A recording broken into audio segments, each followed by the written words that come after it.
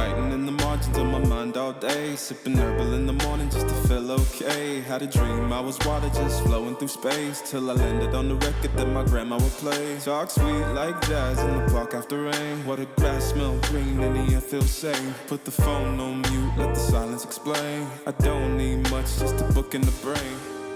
Eh ben, bonjour à tous, donc je suis Quentin Agen, donc responsable produit terrain pour les moissonneuses-batteuses donc Axial Flow ici. Et donc là on est devant une Axial Flow, donc le modèle 6160. Donc c'est une machine de 400 chevaux de puissance et qu'on retrouvera avec des largeurs de coupe. Donc on l'a ici en 6,70 m et plus couramment des largeurs de coupe de 7,15 m à 9,20 m.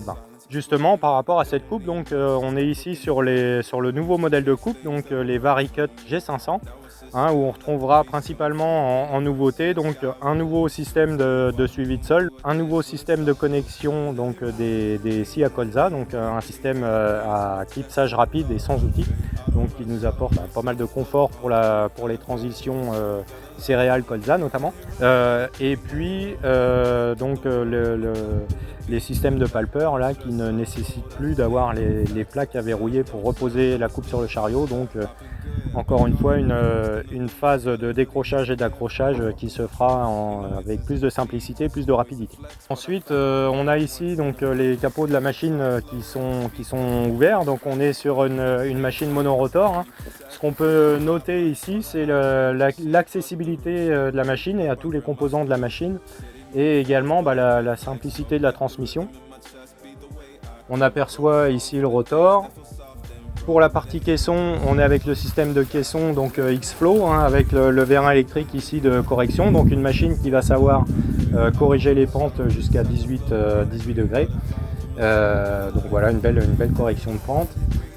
Et puis ensuite donc à la sortie rotor là, donc on retrouve donc le broyeur qui a donc soit fonction broyeur pour venir étaler toute la paille broyée sur toute la largeur de coupe, soit comme sur ce chantier là, une fonction tire-paille qui nous permet de venir endainer la paille donc à l'arrière de la machine. Donc on est ici sur une 6160 où on retrouve une trémie de 10 500 litres avec un débit de vidange à 110 litres seconde. Donc voilà, et avec également ce qu'on retrouve en bout de vis de vidange, donc ça c'est aussi de base sur notre série 160, donc l'embout pivotant, donc il y a plusieurs fonctionnalités. La première, c'est de pouvoir en effet diriger le flux et pouvoir charger la benne correctement, et ajuster à la position de la benne le flux du grain. Et la deuxième fonction, c'est comme on le voit ici, donc une position clapée, donc où le bout de la goulotte est mécaniquement fermé, donc qui évite toutes les fuites de grains voilà, en phase de moisson.